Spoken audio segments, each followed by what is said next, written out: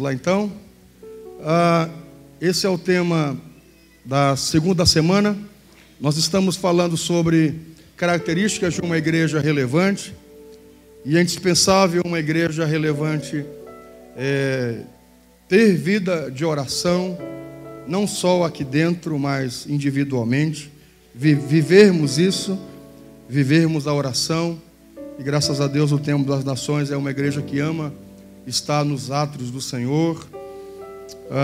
E agora, esse tema que muita gente tem falado desse assunto, talvez com títulos diferentes, mas é uma grande preocupação nossa como igreja local, cuidarmos disso.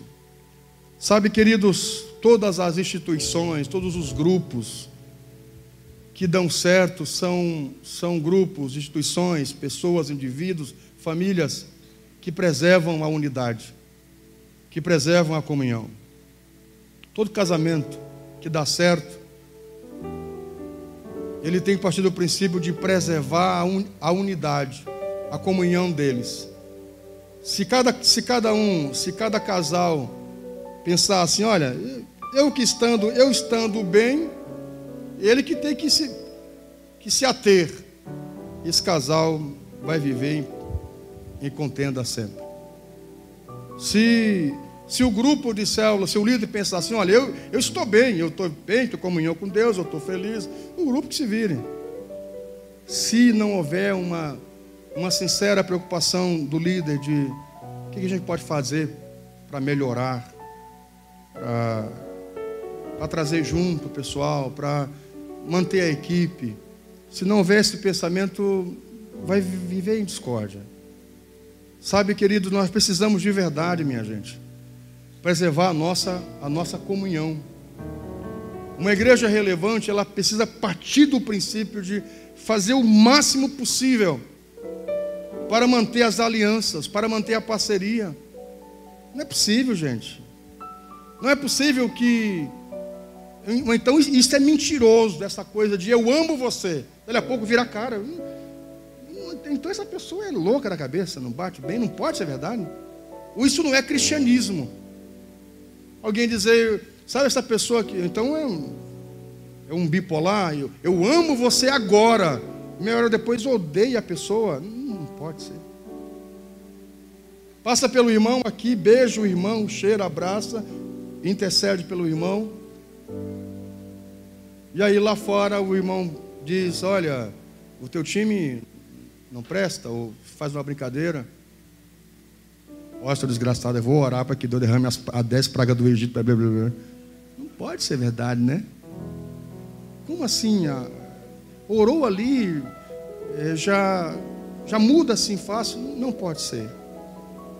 Sabe, queridos, ou então a gente não poder compreender que cada indivíduo tem o seu momento, tem o seu tempo. Você sabe que eu custei para aprender isso. Eu tenho um tempo. Eu tenho uma estrutura. Eu aprendi diferente. Eu tenho uma estrutura. Mas eu entendo que nem todo mundo tem a estrutura que eu tenho. Eu preciso compreender isso para a gente poder caminhar junto.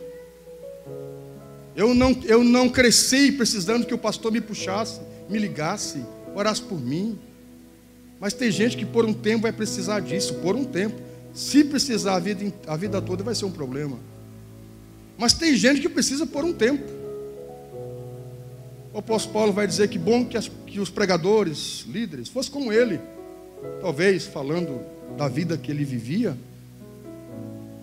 em termos de não estar compromissado com uma família, talvez nesse sentido. Mas ele vai dizer, bom, é cada um, não é? Nós precisamos compreender que cada irmão tem um jeito de ser. Você pensa, meus irmãos, eu nordestino, meu pai quase parente do Lampião, não é? Lá de regiões muito diferentes da pastora. Imagine se a gente não lutar para se afinar. Meu Deus do céu, como é que vai ser isso? Eu tenho um modelo de mãe de chegar meu pai e ele se sentar, sem ele pedir, ela ir lá pegar uma bacia d'água e lavar os pés dele. Eu nunca vi isso, é demais, é quase uma escravidão. Para que isso? Minha mãe era assim com meu pai, e ele é muito durão. Eu nunca vi ele dizer que amava ela. Nunca vi. Claro que amava, mas era aquele homem que eu não consigo entender, mas que eu preciso compreender. Não sabe expressar amor. Não pode ser verdade. Talvez é porque a gente é diferente mesmo dos outros. Mas que ama precisa expressar que ama. Mas meu pai, daquele estilo mais antigo, o que ele diferenciava a mãe dos outros era você. Todo mundo ele chamava de tu. Mas quando ele se dirigia à minha mãe, e aí eu entendia como criança que essa era a forma carinhosa dele dizer para ela que queria bem, era chamar ela de você. Nenhuma outra pessoa ele chamava de você, a não ser minha mãe. E aí então eu entendia que essa era uma demonstração de amor. Olha que engraçado.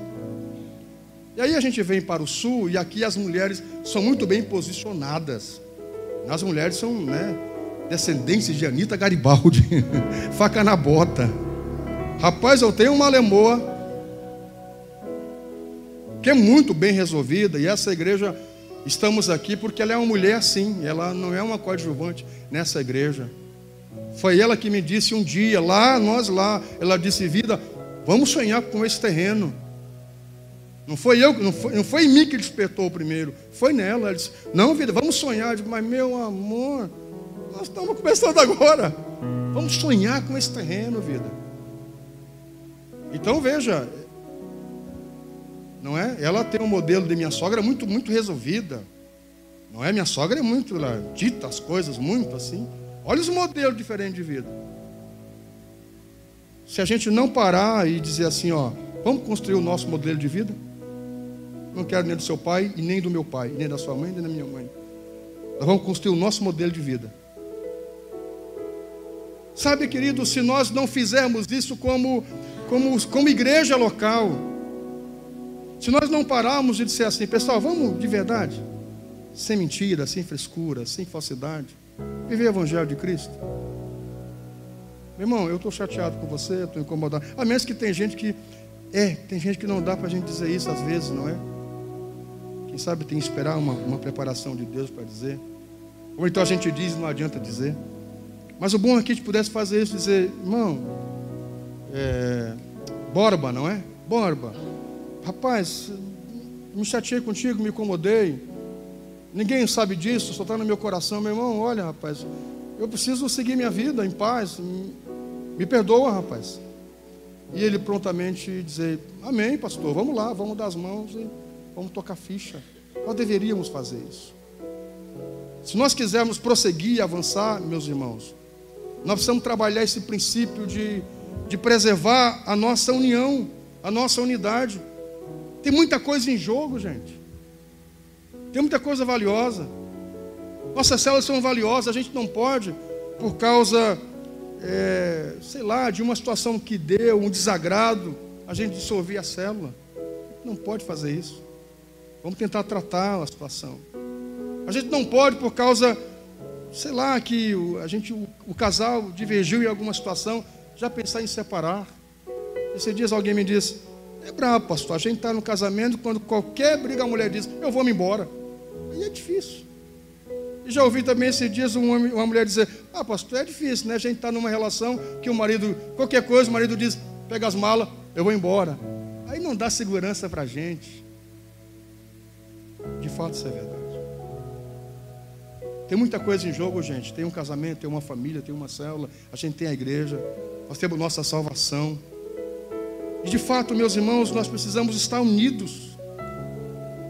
No mundo, querido, a gente vê parcerias verdadeiras, sem nenhum tipo de interesse. A gente vê isso no mundo, pessoal. Pessoas que não têm o Espírito Santo, mas têm postura, mas têm lealdade.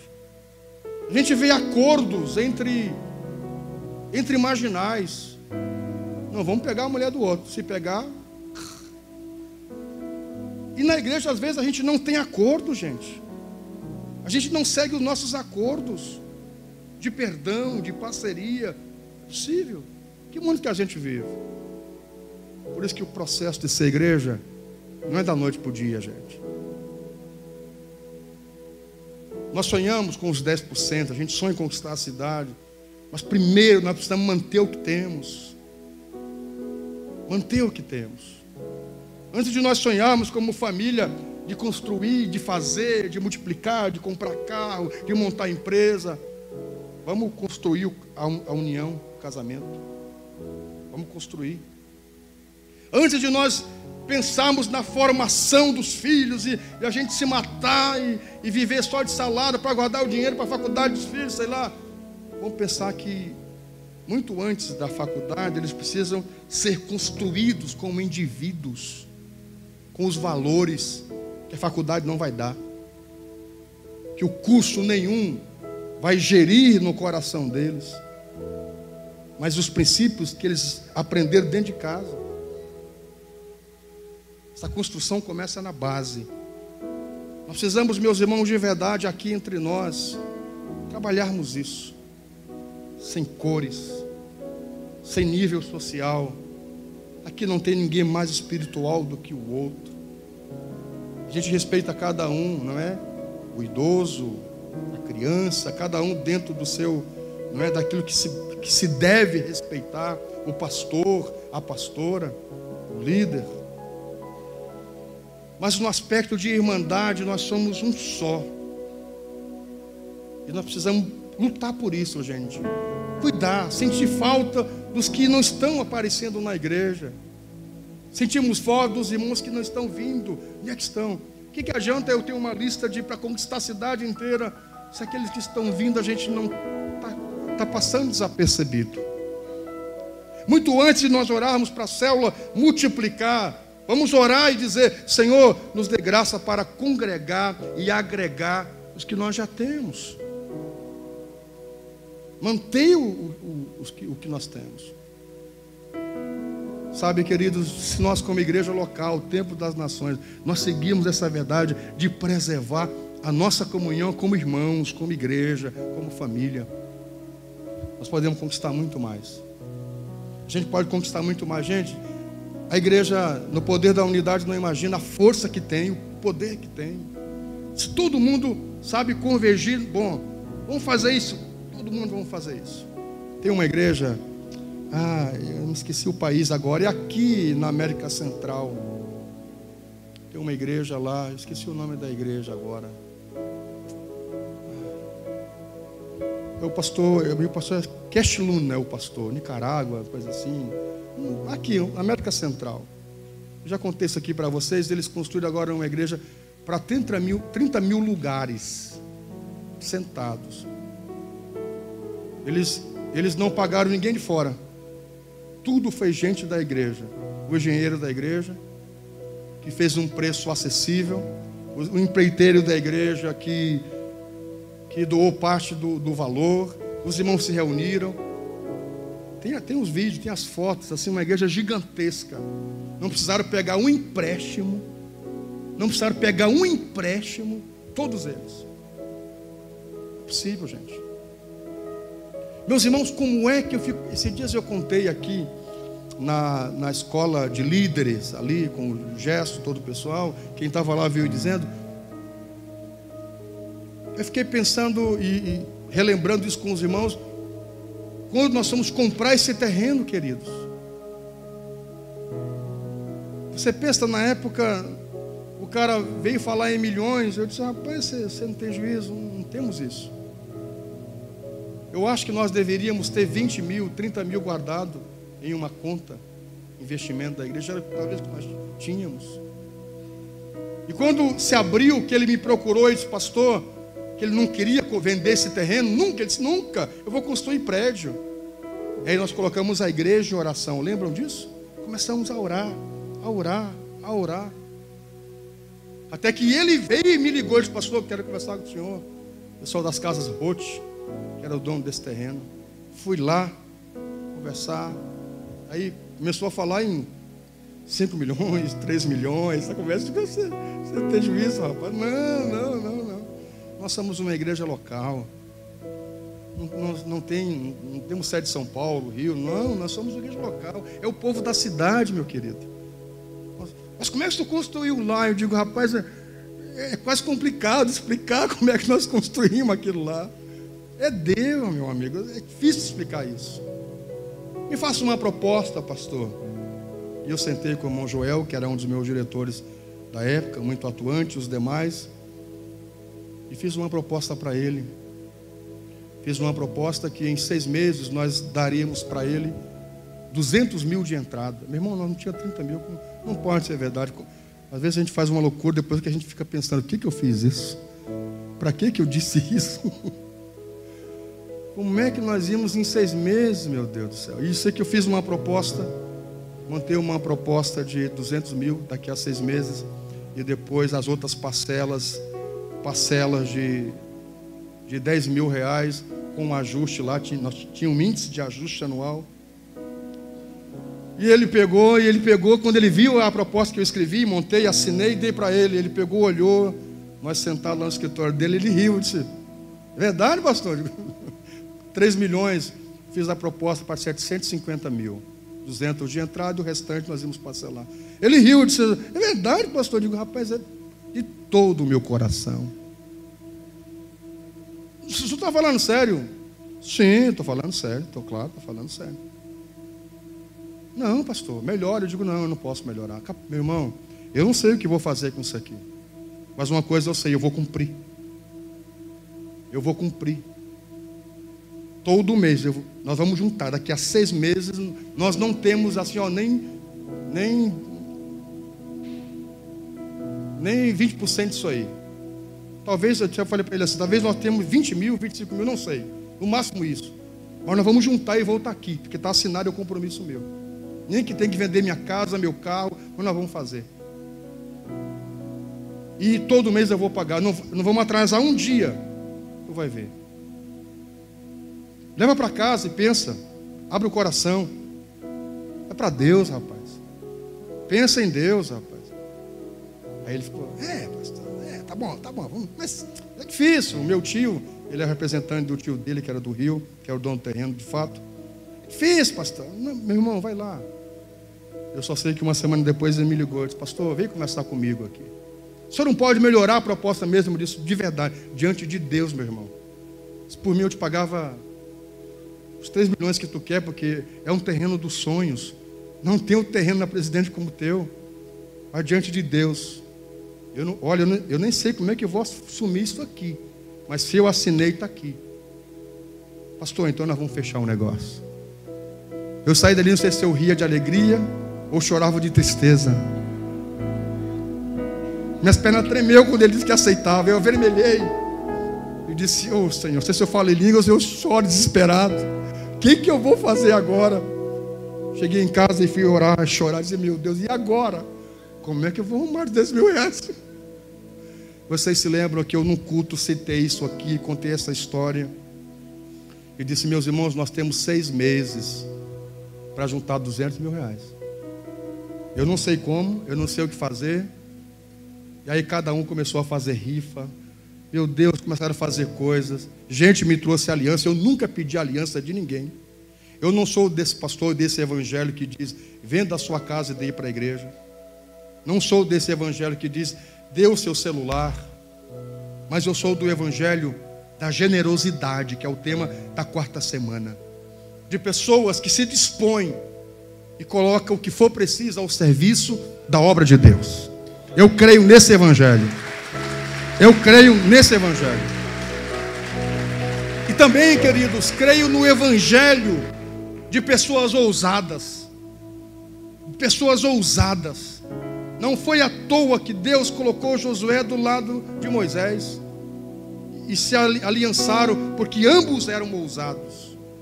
Um ousado para tirar 2 milhões de pessoas da escravidão, da maior potência da época. É como se um brasileiro chegasse lá para o Trump e dissesse assim, todos os latinos, eu quero que me sigam. Nós vamos construir um país que vai ser maior que os Estados Unidos. Isso é uma loucura. É como se fosse isso. É como se fosse alguém chegasse, um brasileiro, chegasse lá nos Estados Unidos, dissesse, lá na Casa Branca e dissesse, nós vamos sair daqui.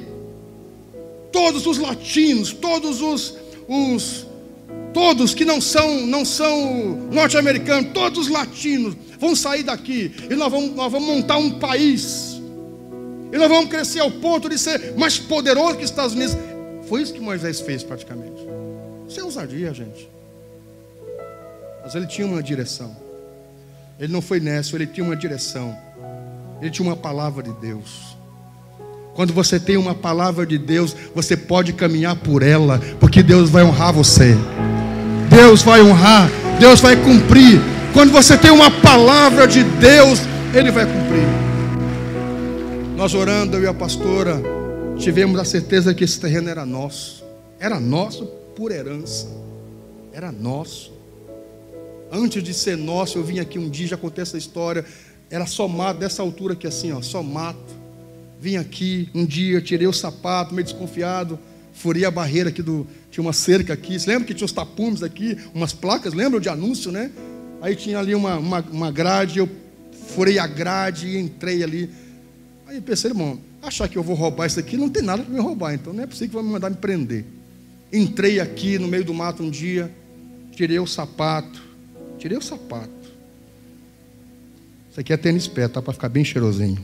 Use tênis pé, porque o chuleco é o mais terrível do mundo. Né?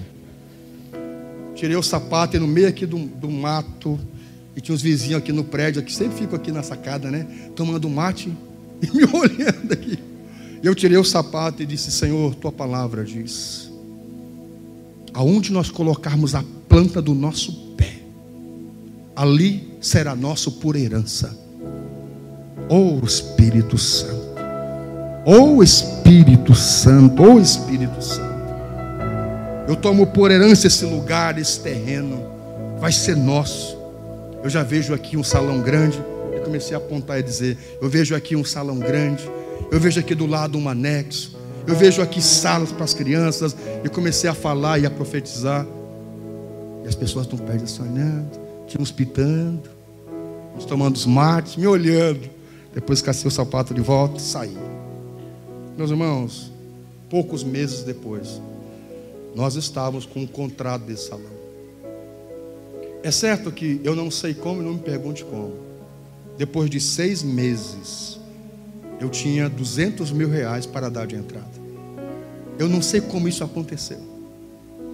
Pessoas ganharam causas, gente fez propósito com Deus. Se Deus desse graça financeiramente, dobraria dízimo. E eu não sou, nós não temos base bíblica para dizer assim: vamos dar 20% de dízimo. Não, isso biblicamente não existe.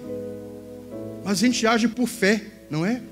A gente age por fé, estabelece metas, propósitos. Senhor, eu vou dar o dobro do dízimo, vou dar uma oferta especial, sabe? Foi a época que pessoas ganharam causas na justiça. Gente vendeu colar, vendeu brinco, me deu relógio para me vender. Eu só sei que eu não sei como, mas de uma forma milagrosa nós juntamos aqui R$200 mil. E eu transferi para a conta deles lá. E agora? Porque dali a 30 dias eu tinha 10 mil para pagar. Outro choro diante de Deus. A gente faz as nossas, depois vai chorar para Deus, né?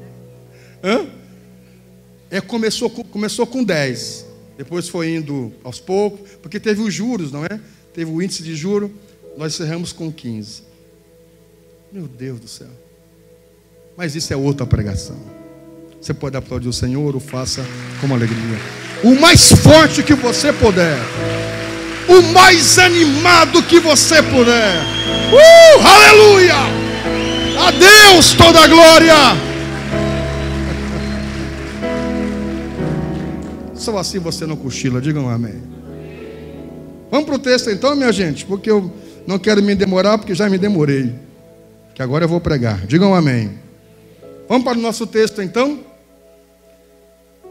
Gênesis capítulo 3, versículo 8. Eu vou ser breve com vocês. Diz: ouvindo o homem e sua mulher os passos do Senhor Deus, que andava pelo jardim quando soprava a brisa do dia, escondeu-se da presença do Senhor Deus entre as árvores do jardim. Essa é a palavra de Deus. Queridos, de acordo com o John Stott, o homem tem carência de comunhão. O homem tem necessidade de comunhão. O homem, ele precisa estar ligado com outras pessoas. Você sabe que o ser humano é o único indivíduo que, se não tiver cuidado de um outro nos primeiros momentos de vida, ele vai morrer. Uma vaca dá a cria, o bezerro se vira sozinho, não é? O cachorro dá uma cria, se vira sozinho. Raramente precisa de ajuda, raramente se vira sozinho. O ser humano, ele precisa de ajuda. É certo que nós precisamos viver, nós necessitamos de comunhão. Eu dizia para alguém esses dias, o que me faz ser igreja, queridos, o que nos faz ser igreja é a comunhão que existe entre nós. Há uma necessidade do ser humano de se encontrar, de estar próximo, de estar perto uns dos outros. Mas a nossa comunhão primeira precisa ser com Deus. Diga, com Deus. A nossa parceria, a nossa aliança, a nossa proximidade, o nosso acordo, nós precisamos preservar, queridos, primeiramente a nossa comunhão com o Senhor.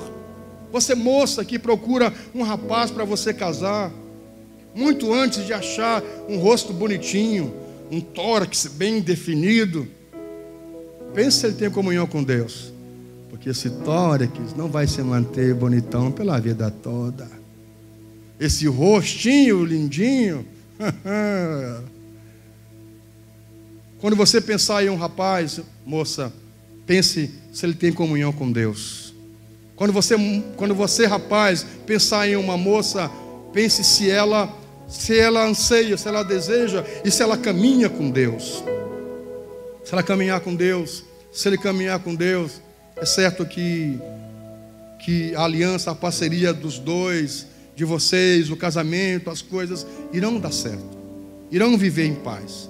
Embora possa haver lutas, mas a comunhão primeira, o temor a Deus, é que fortalece muito a família, o casal, porque tem os princípios de Deus em primeiro lugar.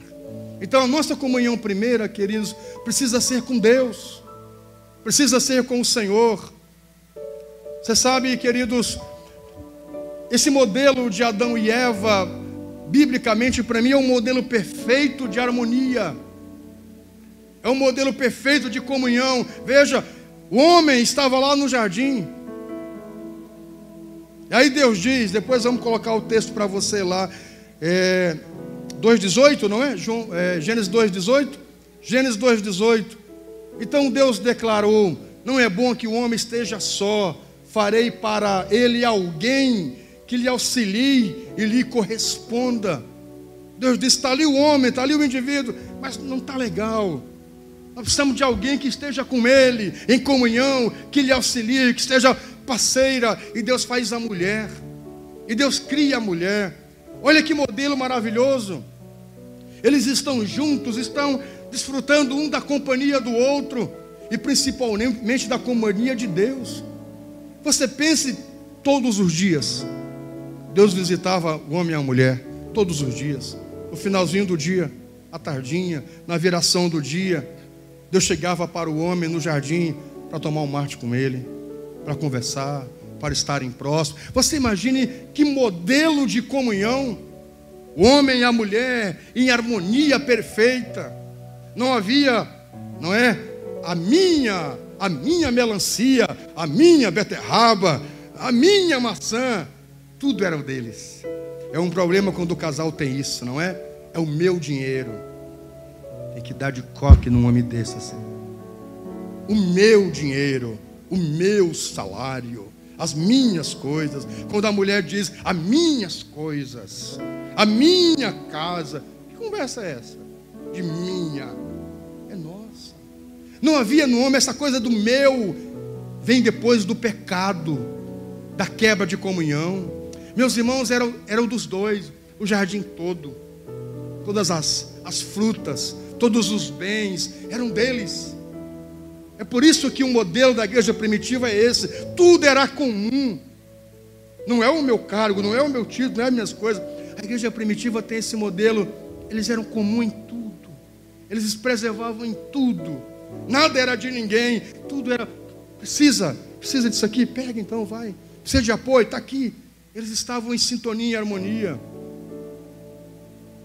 Até, queridos, até que o homem resolve ouvir uma primeira voz, uma segunda voz. Até que o homem, ele passa a ouvir a segunda voz, a voz da mulher. A terceira voz, a voz do diabo. E quando há, queridos, uma segunda voz, uma terceira voz, esse modelo primeiro, ele vai ser rompido, vai ser quebrado. Nós não conseguimos caminhar ouvindo duas vozes. Agora há pouco, vindo para a igreja, tinha um ser, não sei que mundo era, com um carro na minha frente. Ele não estava nem na pista da esquerda nem da direita, no meio da pista. Eu digo, meu, pode ser verdade. Da onde apareceu esse ser com esse carro? Eu digo, meu Deus, não pode ser verdade. Como é que um ser humano consegue uma carteira dessa de motorista? Ele nem para a direita e nem na esquerda. Eu digo, não pode ser verdade. A vontade que tinha era dizer, ô santo. Aí tive paciência, me atrasando. Eu digo, não pode ser. Uma pessoa que anda no meio de uma pista sem escolher um lado vai dar um problema, vai dar um atrapalho. Quem dispõe o ouvido para ouvir outras vozes vai ser um problema. Nós precisamos ouvir uma voz, queridos. A voz que promove a unidade. Olhe, quando o rapaz, quando o filho, quando a moça, lá na escola, na porta da escola, aparece um traficante e diz aqui, ó, dá uma provadinha aqui, ó. Ela escuta a voz dele, isso vai dar um problema, porque não escutou a voz primeira, que é do pai e da mãe, e diz, vigia, não pega uma bala, eu digo para as minhas, não pega uma bala dos estranhos, de ninguém. Pode chegar lá no meu nome, não recebe uma bala. Não pega de ninguém estranho uma bala, nada. Ah, o pastor mandou. Não, a tua mãe não pega. Tem que escutar essa voz. Se não escutar, vai dar um problema. Todos os jovens que não escutaram a voz do pai e da mãe, que disseram, não dá conversa para traficante, não dá conversa para bandido. Escuta. Cuida. Que ela dá ouvido a uma segunda voz e cede, vai dar um problema. Isso aconteceu com Adão e Eva. Esse modelo tão bonito, tão perfeito, de sintonia entre o homem e a mulher e entre Deus no horizontal. Eles estavam em sintonia com Deus, todos os dias Deus os visitava e estava em sintonia no vertical e no horizontal, entre os dois. Modelo perfeito de comunhão. Vertical, o homem e Deus. Todos os dias Deus os visitava. De forma horizontal, o homem e a mulher. Tudo eram deles. Tudo eram deles. Até que entra a terceira voz. A segunda voz. A voz da mulher, a voz do diabo. Deus deu para o homem a determinação. Não comam. O que eles fazem?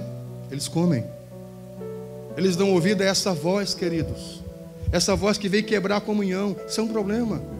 Olhe, querido, você que vai na célula, você tem um líder lá na célula. Esse líder precisa ser um eco do supervisor. E o supervisor tem que ser um eco da voz do pastor. Aí eu digo aqui para os supervisores, queridos, vamos promover essa semana como meta da comunhão, que é o nosso propósito dessa semana. Vamos convidar um líder para vir ministrar. Vamos convidar um outro supervisor para vir na supervisão. Essa é a direção que eu dei, essa é a direção que está no informativo. Essa semana, como lição, como não é da comunhão, vamos fazer isso. Vamos reunir as células e trazer um outro líder para ministrar. Pedir que um outro supervisor venha estar aqui. E digo lá para os supervisores isso. Aí eles chegam para os líderes e dizem, líderes, essa semana o pastor determinou que a gente convide um outro líder para vir ministrar junto à célula. Aí, estou dando a mesma voz. Eu falei para os supervisores falam para os líderes de célula. Aí o líder de célula chega lá na célula e diz, gente, pastor, o supervisor disse que é para a gente se reunir. Não quero isso aqui. Essa célula aqui quem manda sou eu. Aqui é como eu quero. Isso é um problema. Não acontece isso aqui entre nós, não acontece. Mas em muitos lugares a gente sabe que acontece. Sabe, queridos, muito antes, escute uma coisa, de você ter seu líder de célula, o seu líder primeiro é seu pastor. Se o seu líder de célula não caminha na mesma visão do seu pastor, ele está debaixo de maldição. Saia dessa célula, nós vamos colocar você em outra célula e vamos fechar essa célula, que vai ser um problema. Seu líder primeiro é o seu pastor.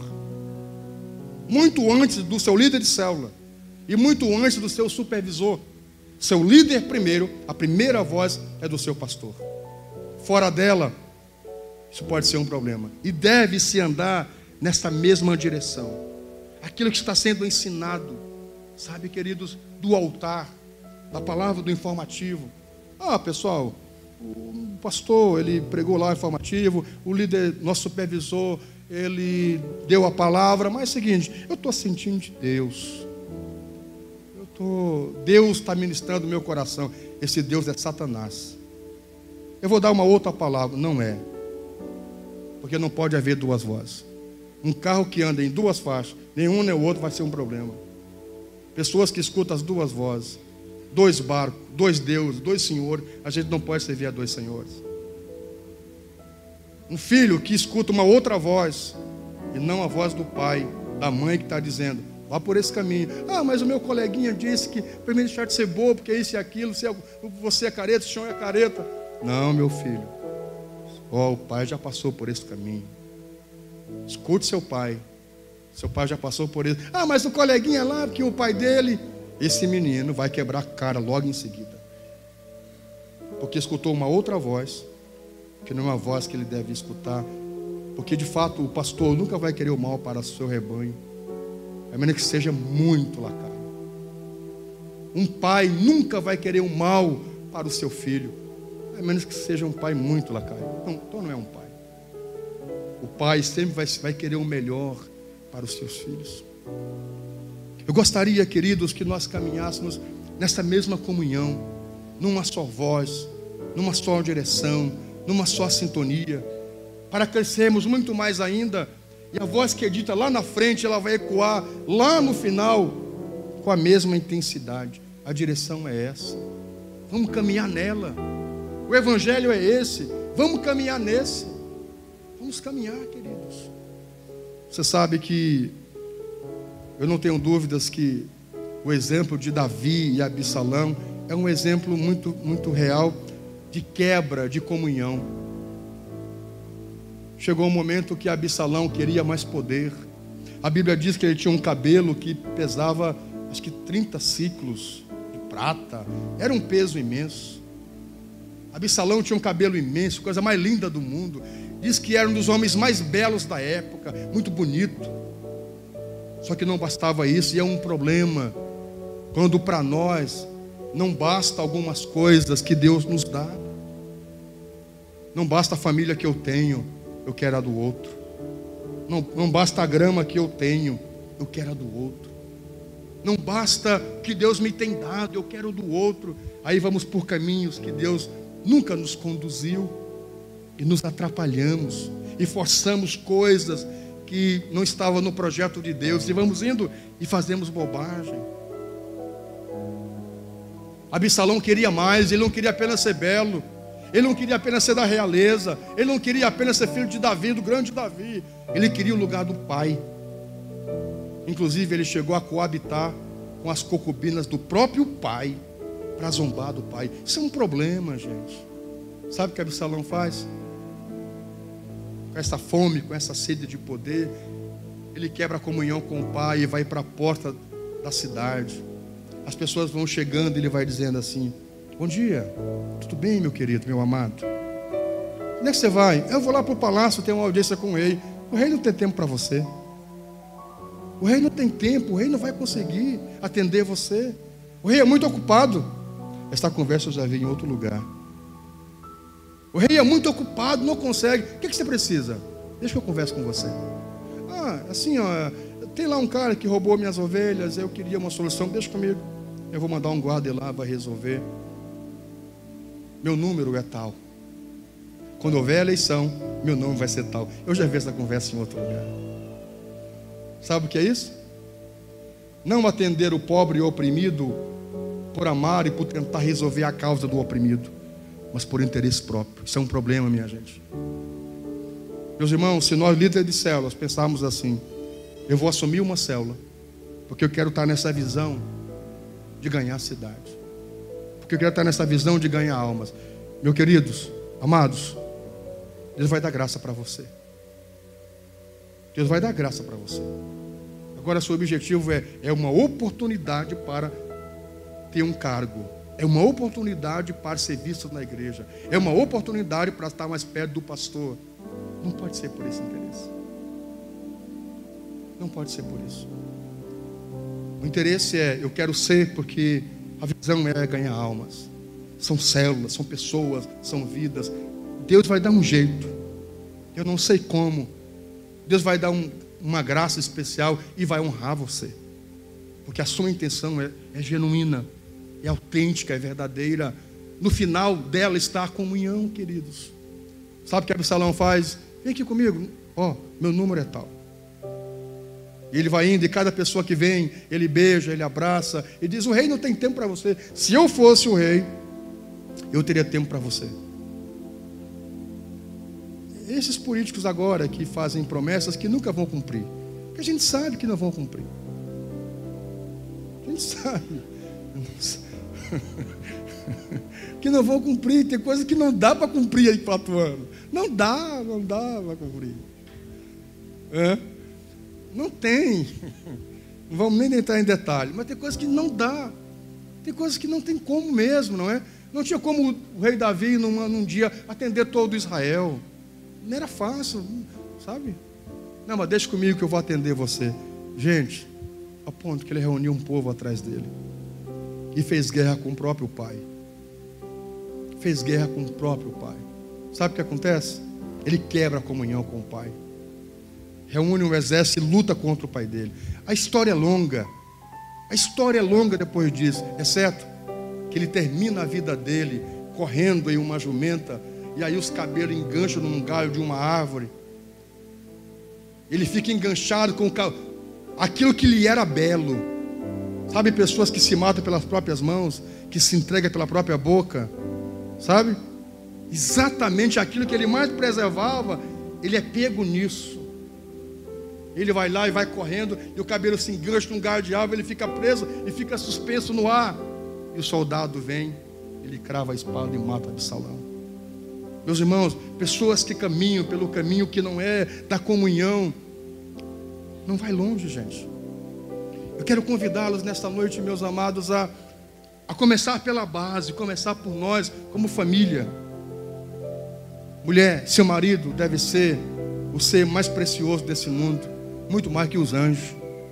Tem gente que ama os anjos, os querubim, os serafim, mas não ama o marido. Mulher, marido, sua mulher tem que ser a coisa mais importante desse mundo. Cada dia, isso para mim está sendo muito bem claro. Eu tenho lutado para ser um homem melhor, gente. Porque no final das contas, quando eu estiver lá, em meio às minhas adversidades, é a minha mulher que vai me compreender. Porque eu vou chegar para alguém e vou dizer: meus irmãos, eu estou desanimado hoje. Pastor, o senhor está animado? O senhor não pode desanimar. Mas a minha mulher sabe que eu posso desanimar. Ela vai dizer: não, já tive com você. Quando me chamavam de cachorro vira-lata, ladrão de ovelhas, era ela que me dizia: você não é. Você é um homem de Deus. Deus sabe do seu coração. Deus sabe que você não foi atrás de ninguém para vir para essa igreja. Eu estou com você. Pois é. São pessoas assim que a gente precisa pensar. Então comece pela base. Sua mulher, seu marido, seus filhos. Depois vamos aumentando isso. Olha, querido. Olha, meu amado. Palavra de Deus para você. No final das contas, é a mulher. Então cuide, seja leal a ela. Meu pai saiu de casa, grandão, fortão, parecia um Gonçalves de grande. Pegou a mala, foi embora. Uns 8 meses depois ele voltou com um AVC. Voltou assim, ó. Chegou na porta de casa, não podia mais carregar a mala. Chegou, entrou na porta, minha mãe cega. Aí ele disse assim: Maria, você me recebe de volta? E a ceguinha assim, ó: oh, glória! Ela disse assim: eu não mandei você embora. Eu digo: ei, Jesus, Deus dá de laço quando precisa dar. E eu criança, vendo aquilo, e ele entrou na porta, ó, com a AVC aqui, o braço assim, ó. Ela disse: você me recebe de volta. Ele saiu orgulhosão. Meu pai era muito potente, muito dono da verdade. E em parte ele era, porque era um baita homem. Não se bichava de qualquer frescura. Não era isso, não. Mas ele voltou assim aí: você me recebe, Maria, de volta? Ela disse: eu não mandei você embora, eu lhe recebo. E ela foi tratar ele. Sabe aqueles tratamentos antigos? Para passar no braço, gergelim, banho de não sei o quê, óleo de não sei o quê. E orava por ele, e passava, massageava o braço, massageava a perna, sabe? Ele ficou bom. Ele movimentava o braço, até voltou a trabalhar. No final, o homem e a mulher, às vezes parece sem vergonha na vida da gente. Aí olha pra gente: como você é lindo, nós somos fake, é um raio. Não pode ser porque eu sou lindo, né? Não pode ser porque você é gostoso. Você não é essa gostosura toda.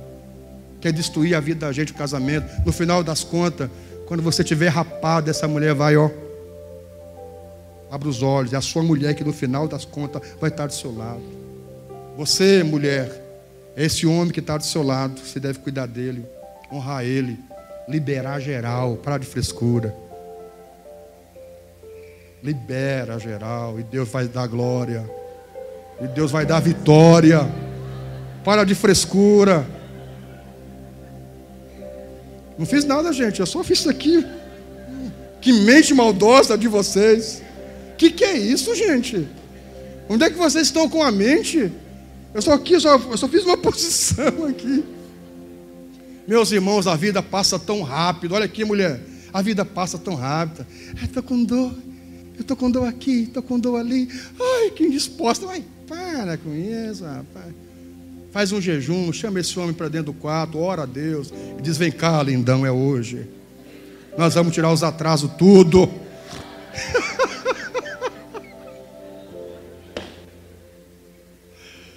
Meus irmãos, deixa eu dizer uma coisa para você, casais. Depois da presença do Espírito Santo na vida de um homem, estar com a sua mulher em sintonia é a melhor coisa que existe. Não tem jogo de seleção final brasileira, não tem final de Libertadores. Só se com alguns homens é assim: se o teu marido é assim, então segura. Se o seu marido é assim, Libertadores, final, e não quer ficar com você, então dá um tempo. Meus irmãos, depois da presença de Deus na vida de um casal, depois da comunhão do Espírito Santo na vida de um casal, a melhor coisa que existe é a intimidade do casal. Não tem comida, não tem bebida. Esse negócio de eu vou limpar a casa toda, depois a gente vai pensar, deixa a casa virada para cima e vai só no mistério. Se precisar de algema, a pastora Mônica tem bastante lá. E o Oziel diz que também. Pastora Mônica tem um kit algema. Meus amados, que Deus abençoe vocês. Preserve a comunhão. Sabe por que eu brinquei isso? Porque essa intimidade familiar, para muita gente, é um problema. É uma quebra de comunhão, e não deveria ser. Deveria ser uma dádiva, uma bênção, queridos. Esses dias a pastora disse para um homem, ontem ela disse para um homem, e eu disse: isso é verdade. Ela disse: uma mulher admira um homem se ela percebe que ele é um homem de Deus, se ela vê ele orando, vê ele chorando, vê ele buscando a Deus. O pastor disse ontem para um homem, ela disse: resgate isso. Para o homem que estava ali comigo, ela disse: resgate isso. Uma mulher vai admirar um homem não porque ele tem dinheiro no bolso, tem carro novo, não porque é isso e aquilo. Se ela vê que ele é um homem de Deus, se ela perceber que ele é um homem de Deus, essa mulher vai se entregar para esse homem. Essa mulher vai admirar esse homem, se ela vê que ele é um homem de Deus, um homem de oração. É certo, homens. Nós não precisamos estar no grito em casa. Eu mando, eu sou macho, eu quero isso. Não precisa disso, vai orar. Vai buscar Deus. Vai chorar na presença de Deus. Vai estar em sintonia com o seu pastor, na igreja, na célula, trabalhando para Deus. A mulher vai admirar um homem assim. Que Deus abençoe a nossa igreja. Que Deus abençoe a nossa vida. Que nós possamos, como igreja relevante, preservar a nossa comunhão vertical com Deus. Em primeiro lugar, a comunhão vertical com Deus. Depois, no horizontal, a comunhão uns com os outros. Que Deus abençoe. Dê um aplauso ao Senhor bem forte. Mais forte que você puder. Com mais alegria.